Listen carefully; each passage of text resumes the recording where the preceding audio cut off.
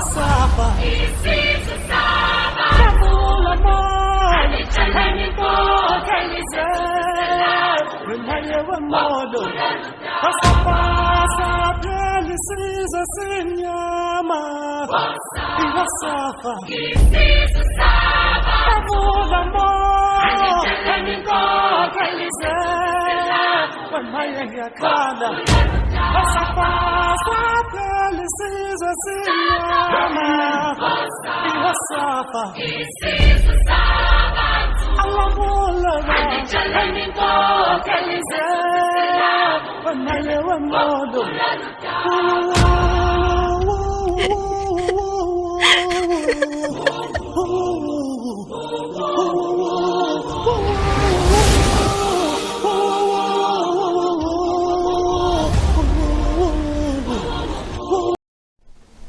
Merci beaucoup, un bonheur de se retrouver, d'échanger autour de la politique. Je suis avec Marley Vouvou. Nous allons parler de la République démocratique du Congo. Tous les sujets, l'actualité, les enjeux de l'heure, ce qui se passe en République démocratique du Congo pour éclairer la lanterne de l'opinion de la population tant nationale au niveau également de la diaspora. Marley Vouvou, j'espère que la santé ça va. Ouais, ça va. Alors, vous, l'actualité est dominée dans Magambo et Belé. Au Congo, Naza commis tout la question, c'est vrai, il y a ce qui s'est passé. Bon, jusqu'à présent, on n'a pas vu le communiqué officiel. Il y a AFCM 23 pour nous confirmer la mort, mais des médias crédibles en parlent. Nous n'allons pas vraiment revenir là-dessus, mais la première des questions que j'aimerais te poser, il faut dans le bailleur parce que nous sommes diffusés en haut, pour publier, communiquer ou pas. Nous avons enregistré l'émission jeudi 26 février, 16h juste. Marie, vous la première des questions. Pourquoi jusqu'à présent, ACM 23 n'a pas publié un communiqué, il y a DC, il y a Willingoma? Non, oui, bon, répondre à la question là, parce que je ne suis pas avec. Et en tant que analyste. Bon, je ne sais pas pourquoi, politique, mais ma tweet n'a pas été Tambolaki, ça allait dans ce sens-là. J'ai lu les tweets et ici, moi, dire qu'un héros, c'est celui qui donne sa vie pour les autres. Il y a eu plusieurs tweets allant dans ce sens-là. Mais je ne sais pas comprendre ou je ne saurais répondre. C'est quand même un père de famille, sa famille, même la famille n'a pas communiqué. Bon, moi, ce qui concerne les M23, ça ne me concerne pas. Ah, d'accord. Donc, je ne sais pas comment Kouloukanaï va confirmer ou pas. S'il n'était pas mort, il allait aussi se présenter. Ah, d'accord. Mais à comparer avec ma tweet où on a moni, je me suis dit, oui, il est mort. Est-ce que le gouvernement congolais est censé également de réagir parce que l'ACM 23, tout le monde va communiquer que le gouvernement congolais est attaqué à Kibango. Est-ce qui normal ou soit silence, il y a gouvernement, il y a que c'est justifié. Les faits bavant dans la banque, soit le gouvernement et réagir le baquet. Effectivement, nous avons bombardé ou non. Pas confirmer, soit pas infirmer, un bombardement, attaque, il y a drone, on a au bazar quoi imputé dans le gouvernement, pas rebelle. Bon, on va développer un modèle dans moi parce que moi je vois même aux États-Unis. Exactement. Lorsque attaque à drone, même un seul touriste dans le groupe Tiwe, va communiquer. Ouais. Parce que le peuple des États-Unis coupe à revendiquer bombarder boyer. Ça veut dire même que Israël ça s'appelle aussi, c'est aussi la redevabilité. Exactement. Parce que le drone, le moyen que vous utilisez ne vous appartient pas. Il faut informer au moyen que moyen que je vois qu'il y a bino, voici le travail qui est fait. Mais ici, la redevabilité existe à l'envers. Ah, d'accord. Parce qu'en réalité, le gouvernement devait soit revendiquer, soit communiquer. Par de voix officielle. Soit dire que c'est faux, ils avaient sauté. Le défaut avec le gouvernement, sur un moment, on en plaît. Ceux qui ont la vérité, oh. Ben oui. Comme au Kangabat, ou interdit Batou. Vous vous rappelez ton gomme qui va vous sembler. C'est-à-dire, ils sont comme ça, ils nous empêchent de parler de nous. Ah, d'accord. Ils nous empêchent de parler de nous-mêmes. Normalement, il fallait qu'il va communiquer. Rubaya, ils ont arrivé le Mogatu du Congo. Jusqu'à preuve du contraire. Rubaya, ils ont arrivé le Mogatu du Congo. S'il y a des bombardements là-bas, l'opinion est censée être c'est comme un père qui a fait des prouesses, mais il refuse de les communiquer à ses propres enfants. Est-ce que c'est une armée communiquée ou bien gouvernement? Mais entre les deux. Tu as même la formule, même armée comment communiquer. Ouais. C'est les gars qui ont violé la ligne. Mais pourquoi sur cette situation, personne ne communique? On ne sait pas qu'est-ce qui s'est passé, qu'est-ce qui se passe. On s'est dit, Willy Makoufi, l'AFC 1-23 ne communique pas. En fait, Baza a la même méthode de travail. Oh, na AFC 1-23, na gouvernement. L'AFC 1-23 ne communique pas officiellement. Sur le communiqué officiel émanant de l'autorité AFC confirmant la mort de Willingom. De l'autre côté, gouvernement comme ils sont amis. Oh, Baza Bami, ce sont des amis. Baza Bami. Ce sont des amis. Baza Bami. Baza rebelle, Baza Baninga. Comment ça? Mais Nelly Basala est comme un minéré, mais si tu vas en Haïti. Ah ouais, je me rappelle de ces propos des Congolais, on a pas copie à Batou. Mais la justice est restée silencieuse. Ça fait ce que Maïs Bango a fait, ce sont des grandes révélations qui pouvaient mettre en danse et le procureur, le service des renseignements. Mais silence radio. Pourquoi? Parce que José Panda est cité. Guilano est cité. Mais le peuple a besoin de connaître la vérité. Exactement, surtout ça. Cette affaire a occasionné des morts. Mouyaya Raga na TV. Babobi 8000. Violation. Mais on vous dit que c'est dans ton entourage. Et on dit dans cercle na yo. Le nier, même par hypocrisie, il fallait laisser le procureur faire son travail. Mais est-ce que le procureur va empêcher un procureur, c'est son droit? Non. De mener des recherches, d'enquêter, de poursuivre. Il a pouvoir. On sait que l'État est pessi. L'État pessi, pouvoir à la justice. Mais son peuple, par la constitution, voté dans le référendum, tu pessi baron. Est-ce que baron est conscient que tu pessi baron pouvoir? Baza non, Baza est conscient. Eh ben font la dossier. Alors, on va. Ça veut dire que Solé a raison. De la même manière, le M23 tue là-bas, le M22 à Kinshasa aussi tue. Les M22. M22. Bah on a Kinshasa. Oh Baza na Kinshasa. M22. Le gouvernement. M22. Parce que deux membres du gouvernement cités dans une enquête. Personne, par élégance, Souminoua pouvait prendre un décret, le suspendre pour permettre à la justice rien que de les écouter. Est-ce qu'on comprend que c'est grave? Donc, c'est un ancien dossier. Non, c'est un ancien dossier. C'est un ancien dossier qui a créé un problème majeur. Combien de morts? Des milliers en tout cas. Alors, tous ces morts-là, et que peut-être pour le gouvernement où il est minéré, on devait interpeller. Ne serait-ce pour l'écouter. Maïchiba nous dit il a toutes les preuves et des images. Pourquoi le procureur, ce qui dit le ministre a commis une touche immunité tshisekidisme. Ce qui je vais pas dans une immunité tshisekidisme ou tshisekidiste. Alors, mais là on ne sait pas procureur va bien entendre. Est-ce que la gravité? Madame a privilège à juridiction pas mais ce qui va être une immunité, tu sais qu'il dit c'était un privilège en tant que. Pourquoi le procureur a bengi peba chiba ou TP sans avoir preuve pour approfondir les enquêtes? On ne voudrait pas ouvrir la boîte à Pandore. Mais il y a eu des morts, des villes occupées, des territoires occupés. Mais j'ai besoin de comprendre. Très bien. Aujourd'hui, les gens font des prisons ici. Hein. Mais la source, c'est l'homme qui va révélation à moi.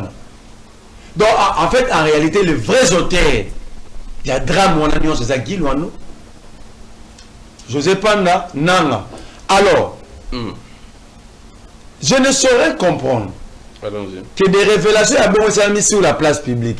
Et moi, Tchibango pour la deuxième fois, après avoir subi plusieurs attaques, moi, Tchibango était revenu en charge pour la deuxième pour dire que ce que j'ai dit est vrai. Bazo répond de ce mais Tchibango a dit, ils peuvent même accepter tout qu'il y a parquet. Parquet pour que fait le parquet un dossier pareil? Mais pour prendre Nathaniel Lokomba, et ça, écoutez qu'il est pour prendre Kamizelo, pour prendre Shadari, Minaku, mais bateau basé na base, cité par un rapport. Parce que dans le pays sérieux, les enquêtes sont menées par des journalistes. Parce qu'on suppose que les journalistes ont un état d'esprit, un esprit indépendant. Donc un journaliste, quand il fait ses enquêtes, il les fait avec indépendance et rationalité. Et le journaliste s'est estimé, Aya Saliba révélation, qui doit nous répondre à Zongi en charge pour dire que j'attends même que je sois convoqué par le procureur. Alors, c'est un défi que Mike Tchibango avait lancé au procureur. Au procureur en Bazar. Alors, on ne va pas s'attarder là-dessus. Mais pourquoi également la communauté internationale jusqu'à présent ne réagit pas également? Les États-Unis qui est parmi les médiateurs. Ce n'est pas à la communauté internationale de réagir. Mais quand l'Angola a proposé un cessez-le-feu qui devrait déjà entrer en vigueur, justement, et que la communauté internationale devait avoir cette attitude d'arbitre. Ah, d'accord. Parce que si la communauté internationale a confirmé, de l'autre côté, ma violation, c'est l'effet de la part RDC. Ah, d'accord.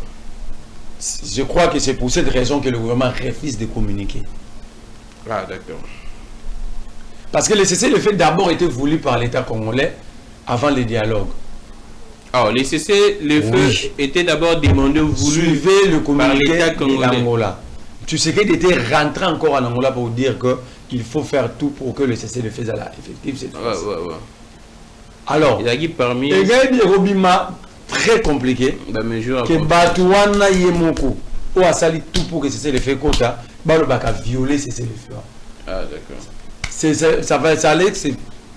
Il y a des numéros là, déception, il y a tu sais qu'il a décevoir la médiation. Je crois que sur cet angle-là, il va décider, va garder silence, va dire opinion et pourtant la boue. Mais la gravité, c'est que je constate que ce qui est M23, c'est de communiquer violence, c'est le fait faire des CPS à Rossard. Et le gouvernement décide de garder silence, M23 va décider de garder silence. Donc, va fonctionner à Nengemoro, ce sont les mêmes personnes. La communauté ne peut pas prendre parole parce qu'elle doit rester arbitre. Parce qu'il y a plusieurs fronts diplomatiques où la communauté internationale dans son ensemble était mise en danse pour trouver des solutions. Alors, ceux qui vont communiquer, comment on va jouer, est-ce que va rater? Quand on va choisir comme médiateur ou facilitateur, ou comment faire partie d'un conflit? Ton attitude peut renforcer la crise comme désamorcer la bombe. Ah, d'accord. Donc, la communauté a raison pour rester calme et habiter. Laisser les protagonistes se revendiquer le droit à Bilourouana et par exemple, pour dire que ok, et Salami, on continue dans la ligne, il y a dialogue ou bien il y a accord. Mais on rentre à Kinshasa, on parle de ce qui a des attaques, dans les sièges, dans les opposants. Tout le monde a imaginé ensemble pour la République. Parce que là, on a vraiment vu Bazar pour se revendiquer. On a évité s'ils sont fait effectivement à force du progrès. Mais comment tu fais l'analyse? Avant l'attaque, membre de la force du progrès ou en prison, Bazaki est condamné, je crois bien, à 20 ans. Non.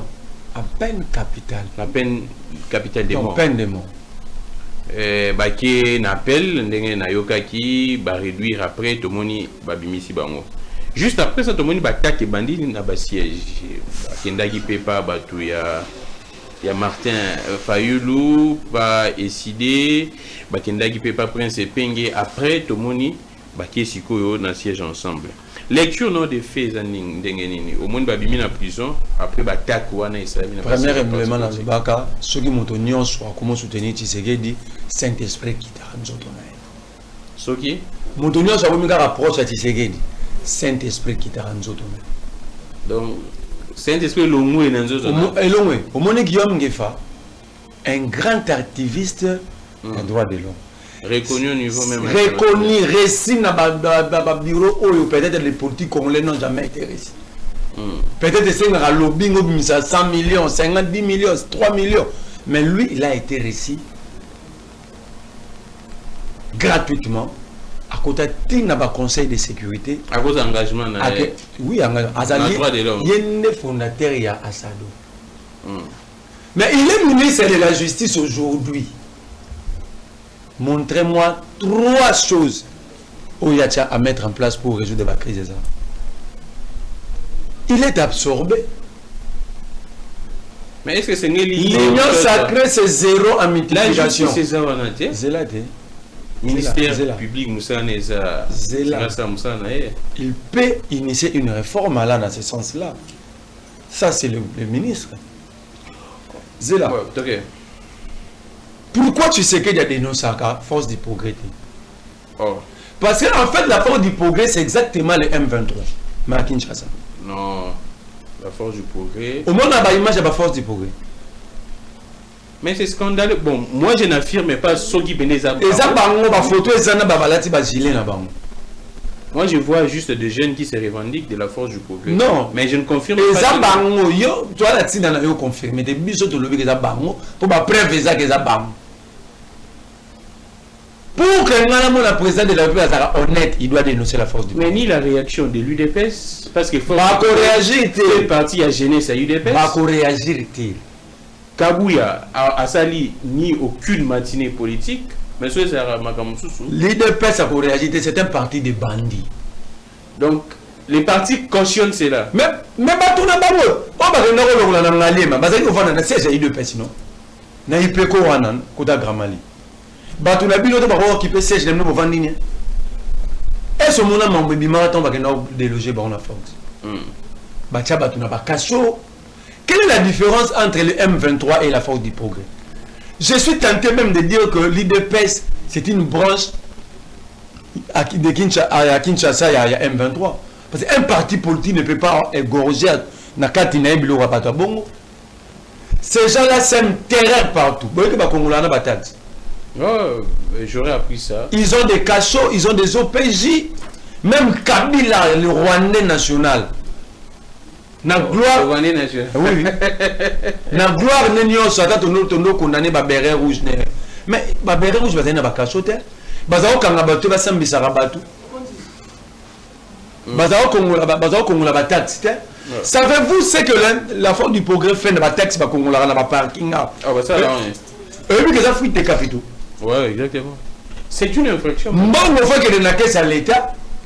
C'est une infraction. Bakabola na bari. Soza na première ils na groupe force de près qu'on la mongo na ba patente. Donc ba ça la organisation. Organisation penza. Soza na distinguer tia chango ba mususu moi ba. Sero que la liberté ba kongo la na mongo.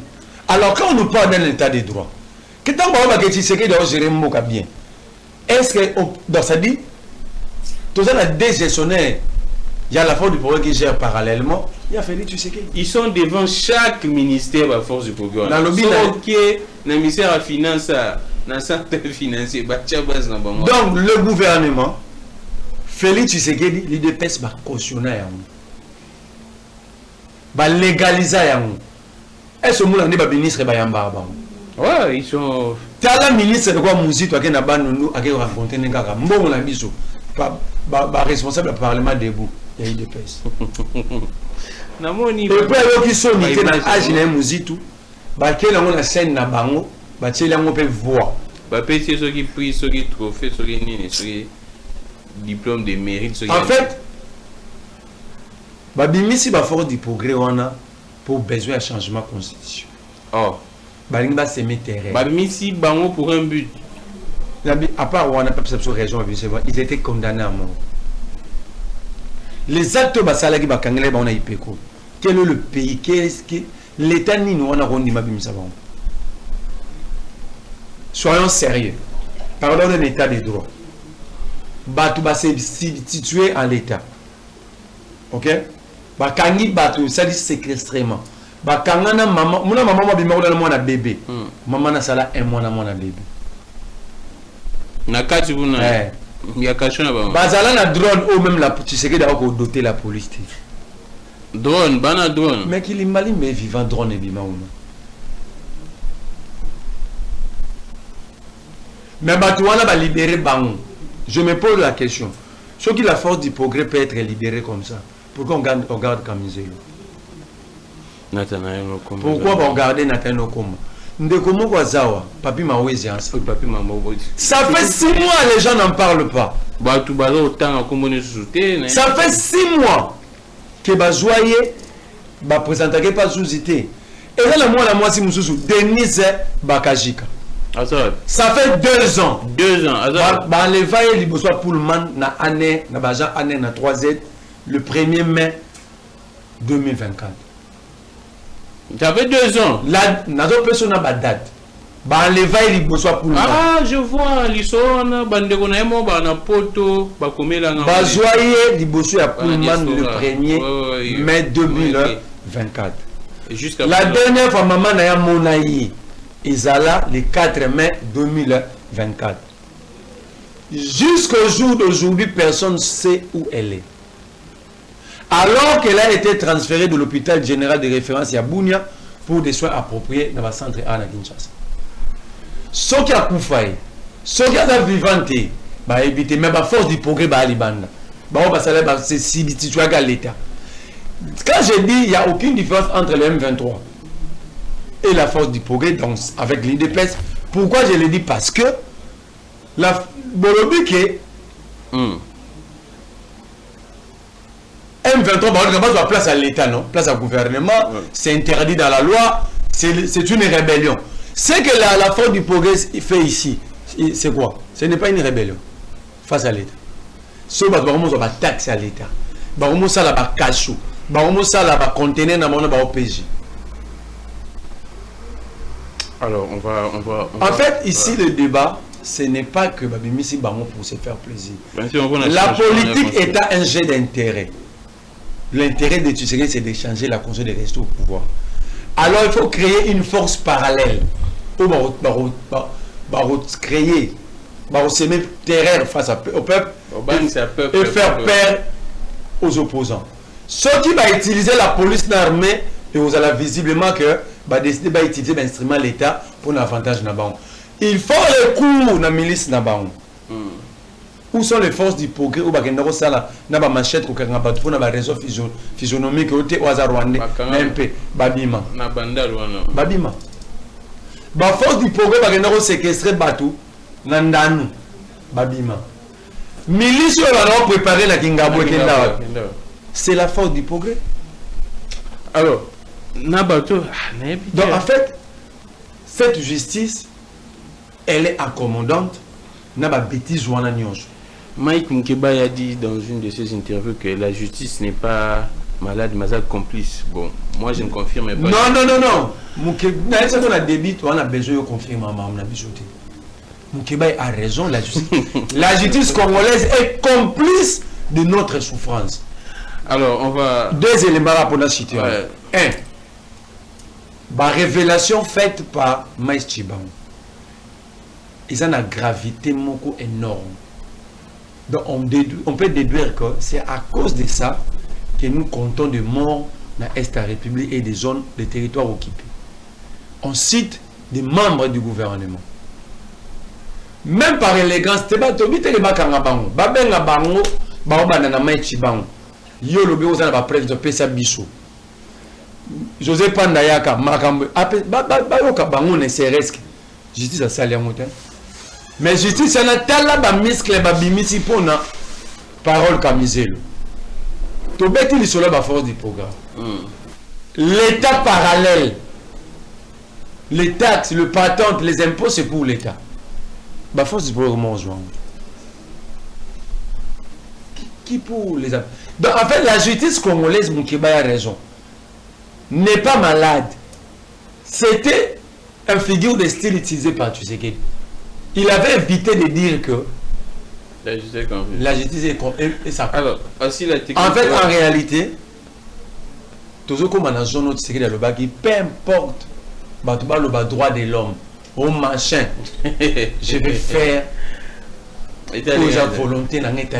Alors, si la technique est d'accord avec moi, nous allons prendre l'image de Mikoussé. Donc, on a une image attaque pour Salamine na siège il y a DCU, parti politique il y a Vidi et Chimanga. C'est vrai qu'il y a une retraite politique, mais présidente, et comme on a président AI, Maître Magalid aussi, j'ai vu ces images en circulation. Si la régie est avec nous, après qu'on balancer biso image, et ça, dans moi, Moulili Boué, j'aurais appris que même un policier Yangwana.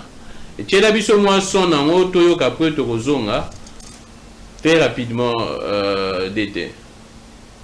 Azui choc na beaucoup na zokaki mabanga minene minene na beti ta porte ngo so ba kuluna so banane na ebite abeti même tina porte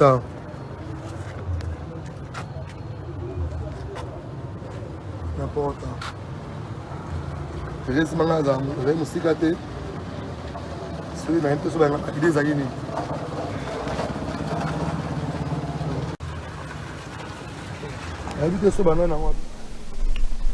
Alors, merci beaucoup. Et là, c'est l'image en question. L'attaque au Salamaki, j'ai même les communiqués. Je pense que dans l'édition, il y a une émission prochaine mais nous avons un peu de temps, en quelques secondes. C'est avec une profonde indignation et une vive préoccupation que je porte. Là, c'est la présidente AI Maître Magalid aussi, à la connaissance de l'opinion nationale et internationale, que le siège national de mon parti, Dynamique Congo, Uni DCU, a été lâchement attaqué et vandalisé dans la nuit du 24 au 25 février par des individus non autrement identifiés. Au cours de cette attaque criminelle, un policier intervenu pour rétablir l'ordre ainsi qu'un membre de notre parti ont été blessés par des jets de grosses pierres. Donc, policier aussi, Moussa Nemer, Batouana, Bassaillant, Bandi, criminel, personne non autrement identifiée,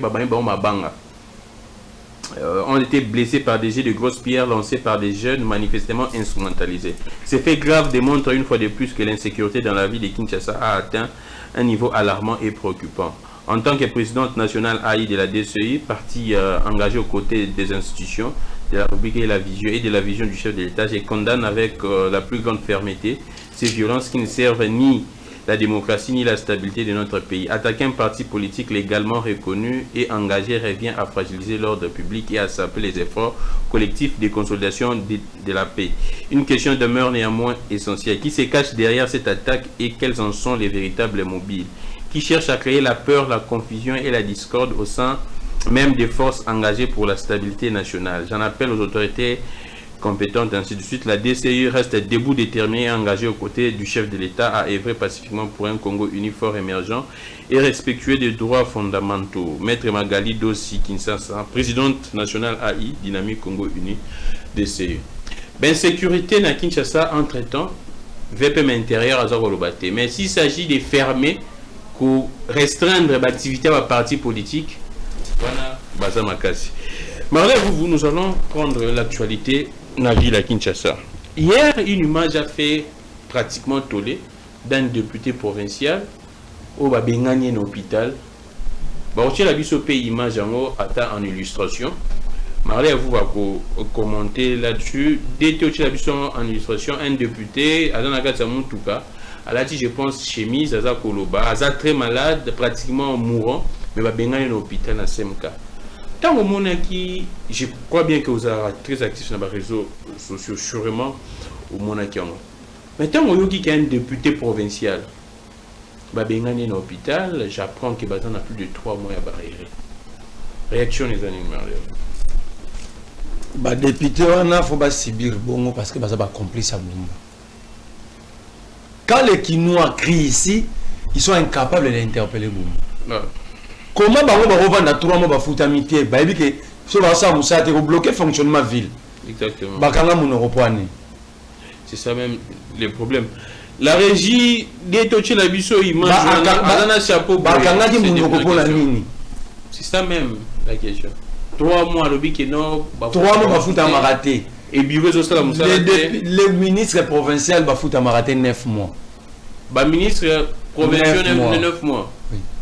L'administrateur peut y aller depuis tard. Baza, fonctionnaire de la ville. Les administratifs dans la ville, dans telle Bumba commissaire bango bajan on a trana c'est ça. Ba futa ma. Pourquoi nous bajan on a trana c'est ça? Copie on futa ba des années là on a trana. Pour c'est ça qui peut pas côté copan. Ce ba futa maintenant jamais pas côté 37 mois. Mais là c'est grave. Si go Bumba à côté on a ville. Il y a ville go ba fonctionnaire à ville ba elimbola besoin bon. Mais pendant ce temps Bumba fait des recettes. Bumba fait des recettes. Et c'est même député Bazotika. Bazotika. Le bureau, j'aurais appris que... Je vous donne un cas. 500 francs par Wewa chaque jour. Enfin 3 millions de motos dans la ville. Donc Bumba à chaque jour 1 milliard 500 millions jour.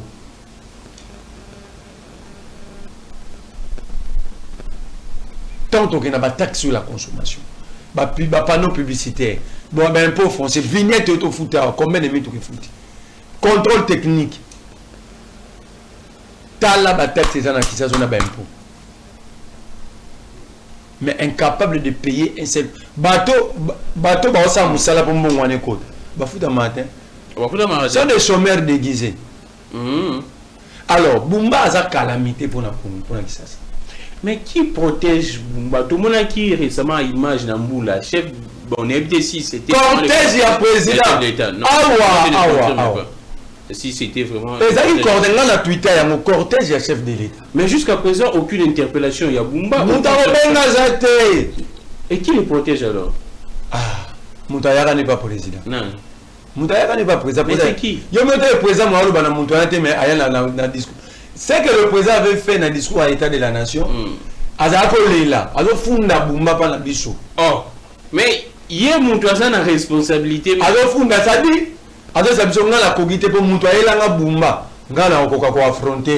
Oh, donc il y a un pouvoir qui serait au-dessus du président et là ce président Bumba.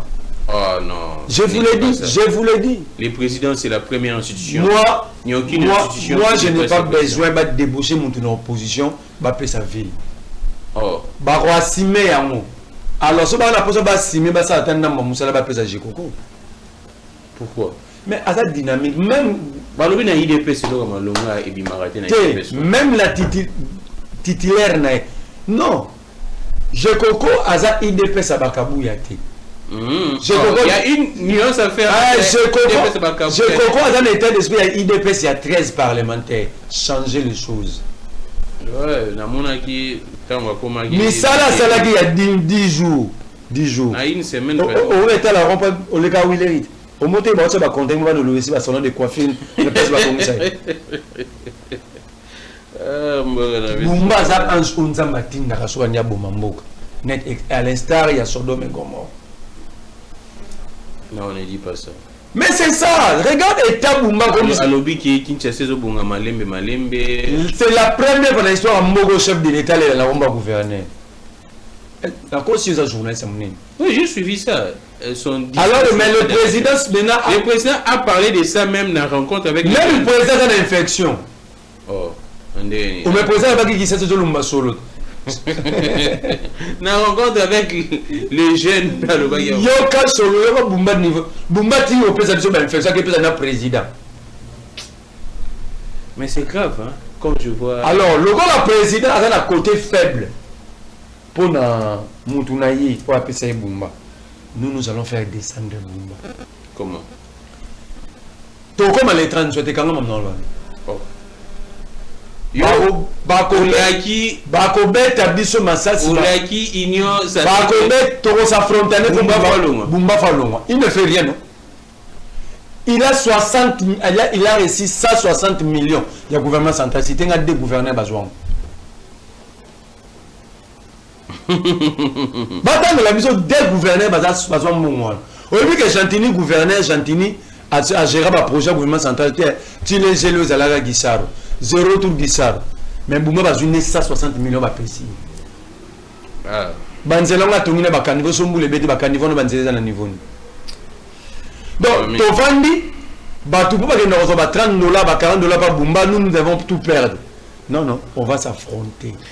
Alors, et puis dans le baron qu'on va s'affronter, Bumba doit partir. On va toi présenter la Bumba pas Tshisekedi. Combien ça déjà à pouvoir aux du couloir président à son barrage de comment. On va finir l'émission très rapidement parce que tant les appenda mingité, tout ce qui est dans les cambouis à changement et à constitution. Nous allons suivre un extrait d'un député honoraire, Ntingi Pouloulou, qui parle que la constitution n'est pas un syllabus, il y a faculté à droit. Tout le monde moi quelques secondes, dans la régie après tout ça, tout na Marley, vous question parce que Evariste Boucha Baloba qui durée de vie moyenne à la constitution est à 17 ans et de plus en plus de voix s'élèvent pour un changement à la constitution. À outil peut évoquer que la force du programme parce que il y a une idée à changement à la constitution. Tolanda, Ntingi Pouloulou et puis Tozo juste après. Très rapidement la régie. Bon, en attendant, je pense si l'élément est prêt au balancer pour Tchabiso sont comme ça. Mais lecture des faits, il y a les bossos, Montonio Sassolo, que le président n'a pas un mandat, mais le président a une mission. Quel que soit le degré n'a fonctionné, c'est un illettré. Comment ça? Vous pensez que quand les gens n'argumentent pas, Nabandeli, n'a sa raison. Montonio Sassolo, que le président n'a pas un mandat, mais le président a une mission. Atazana et Nambogo, c'est un illettré. Oh, comment ça? Parce que la notion il y a mandat, il y a mission, ils ont le rôle à contenant, contenu na contenant. Mais la mission fait ils ont un mandat. Tu vois la mission de l'État, mais pas confier en pas grammique pour conduire. C'est une mission que le peuple te confie. Alors, na illettrisme mais ba na ba dissocier ba na biso pe bazalite. So bango ba osala ngo ba garder ba poste mais ba tela pe éducation ba na biso. Bango ba na bango batinda na poto so ba le ba buzo ba na ba lo bango na français te po ba na ba yo. Qu'est-ce qui te dérange toi? So ba le ba buzo ba na ba lo bango na lingala po ba na bango ba yo ka te po ba na bango mingi ba za ba paya ba étranger ba bota na ba poto. Donc à d'autres termes dans les débats politiques awa ba décider ba bebisa ne ba na biso. La mission fait partie d'un mandat. C'est pourquoi à chaque fin de mandat, le peuple évalue ses dirigeants. Ah, donc la mission est encadrée par un mandat? Oui, la mission de nous sécuriser. La mission d'assainir le climat des affaires. Donc, mission est un mandat. Nous parlons qui est illettré. Non, c'est le ministre actuellement.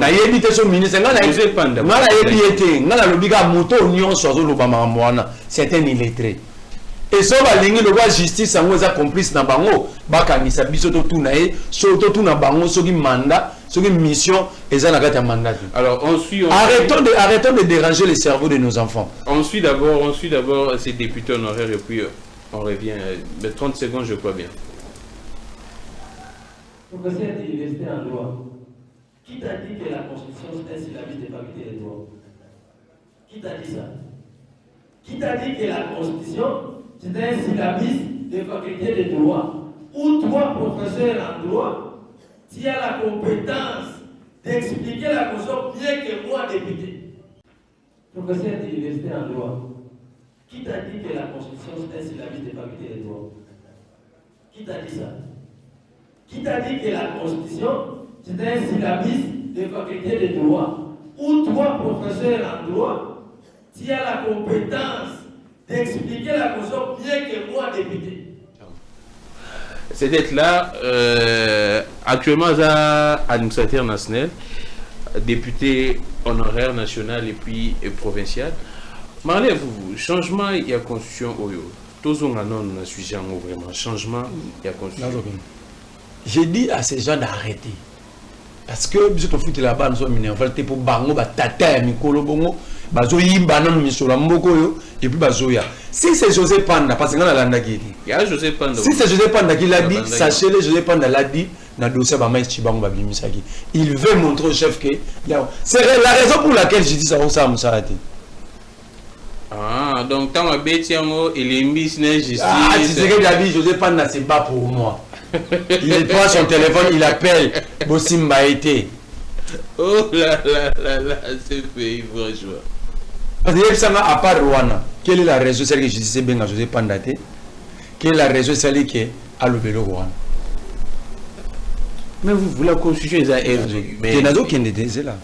Il a mis parler. Il ne faut pas suivre Mbata. Je vais arriver. Bochab dit dirait à vie. Il y a constitué à 17 ans. Mais la constitution mérite qu'il y a plus de 200 ans. Bochab a venu. Mais est-ce que ceux qui États-Unis basent en erreur? Il a pris parole comme expert en droit constitutionnel. Quand ça dit dans les titres en général à ça dans mon Mobimba, dirait à vie et ça a moins de 20 ans, c'est 17 ans. Ouais.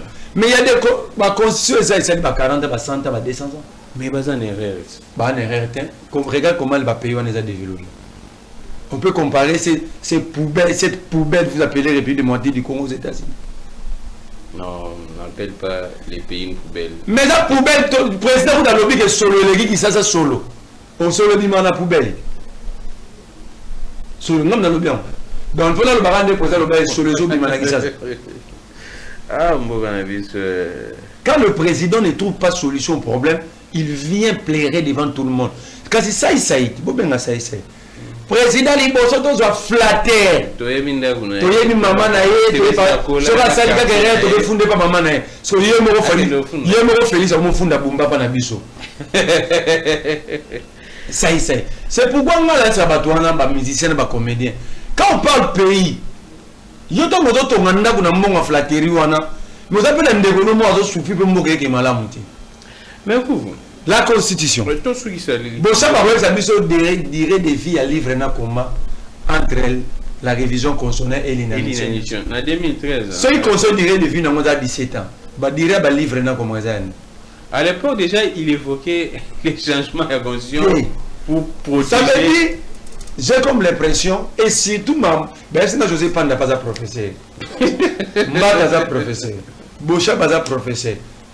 En conclusion, je vous dis aujourd'hui, nous avons tellement de docteurs en thèse, mais moins intelligents.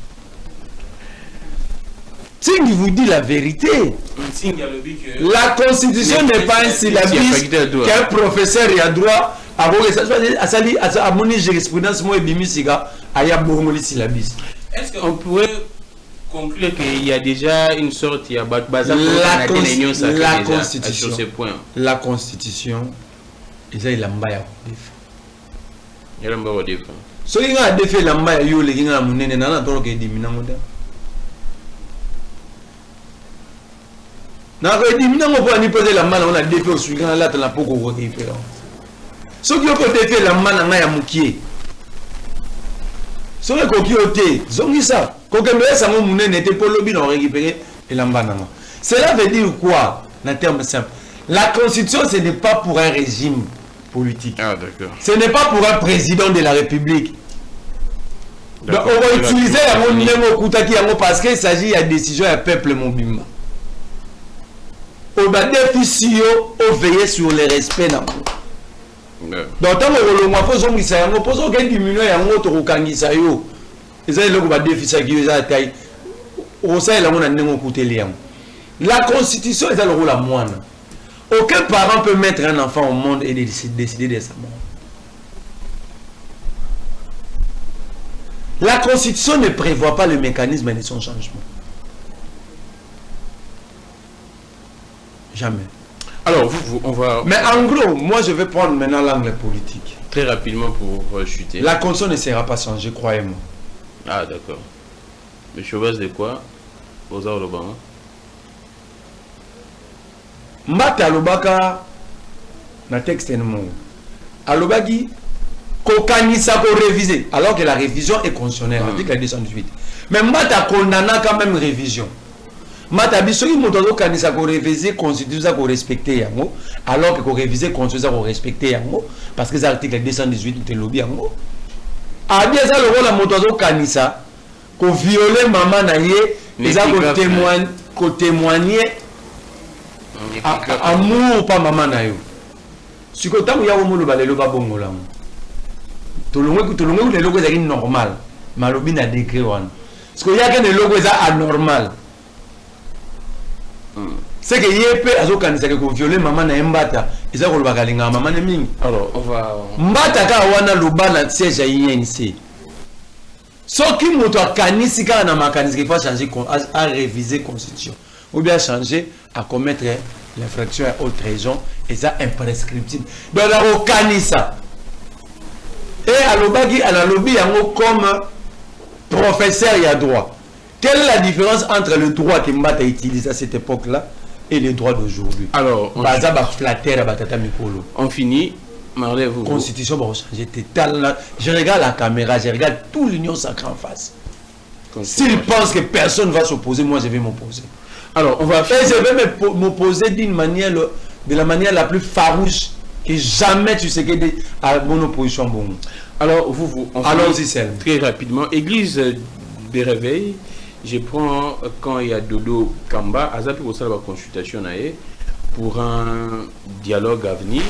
Namoni a commis bateau PPRD semble corriger tant en disant que le climat n'est pas. Tout opposant qui reçoit les Dodo Kamba là sont des opposants. Je dirais pas inutiles, mais je ne comprends pas ce qu'ils font. Nous avons les Dodo Kamba là. Quand même. Mais Dodo Kamba même dit non. Mais Dodo Kamba dit compagnie Nzambe comme église de la société. Nzambe. Passer le belé comme non. Laisse-moi avancer. Et bien 90% va passer aux hommes des escrocs. Parce que charlantiser pour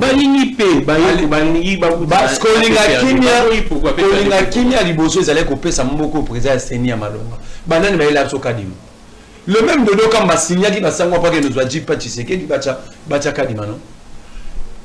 Il doit d'abord se condamner lui-même parce que la crise s'accentuera qui dans l'élection 2023. Félix Kabila d'abord c'est pourquoi nous parlons de causes profondes. L'une des causes de la crise majeure au tournant Lelo, ce sont des Dodo Kamba les Mukuna. Baptême l'église catholique, l'IDP ça marcha pour pas que soit kadima bacha. Très rapidement on finit. Ok. On finit par là très rapidement.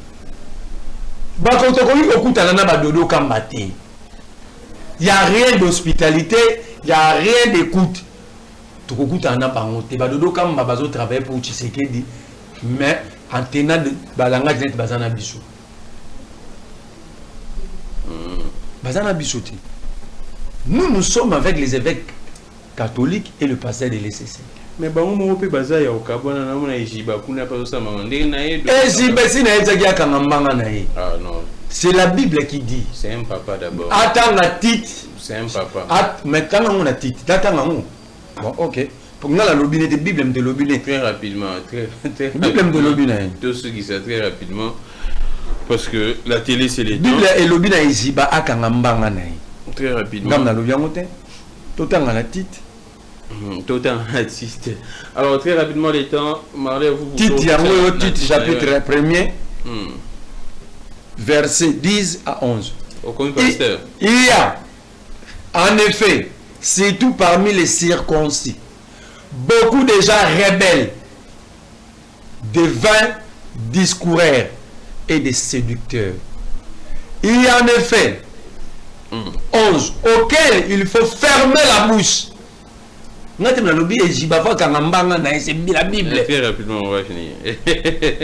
bouleverse des familles entières. Vous savez l'église là il s'alara. Panzi baba la combien de familles abattu. Na ba visible professeur Lokuta. Enseignant pour un gain honteux ce qu'on ne doit pas enseigner. Ngam lobité titi mtolobe jiba kangambanga na e. Pour des gains honteux, moi te ba pese mutu. Au moniteur va passer mon article à comme communicateur. Article à mon tu sais que d'appeler comme communicateur. À ça l'émission à Mabé. À Salah Mabé. À Salah Mabé. Mais Ejiba Yemore c'est Bobi que c'est un ancien rebelle. À ça qui député dans compte RCD. Botoune son akosi yamba et tout. Ejiba Yamapia député dans compte RCD à Barouberwa. Ceux qui vont les plus très. Vous confirmez que Ejiba c'est un ancien rebelle. Azala député. Na compte ya RCD Goma ya Barubero. Ceux qui Barubero ba Rwandais. Yem tanima comme député na compte les plus grands être c'est qui. Merci beaucoup Marley. Ça en est fini pour aujourd'hui. C'était là en tout cas une course avec la montre. On va récupérer prochainement, même la semaine prochaine à Marley et vous. Mais du moins, on a brossé la grande actualité. Nous allons nous retrouver très prochainement. Je suis Grammy Clégon. Marlène, vous, tu bêtis chaud parce qu'il ne faut pas gagner une chic. Je pense que, vous voyez, bien quand des jeunes, comme une autorité, et beau ici peut-être que single PA se documenter, à se cultiver beaucoup plus pour que lobby tant baroko ma peine à poste ba kakba kamba. Na comment le roi Kabuya te na boya ba poste nyos. Na ça la parlement debout. Ah voilà, il na boya. Ah, mais ni quoi ça tête. Au moins ni piste sur Sokimote. Il reconnaît la cour des comptes quand il va baigner.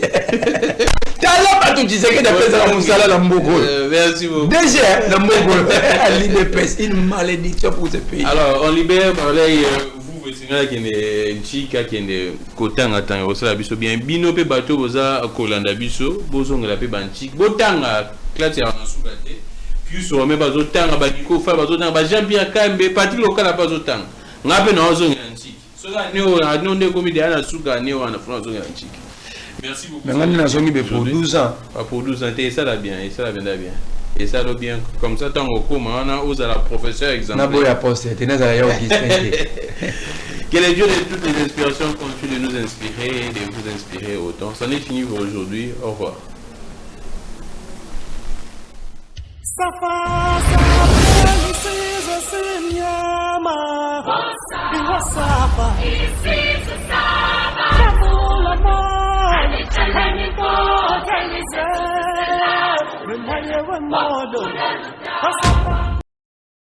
Safa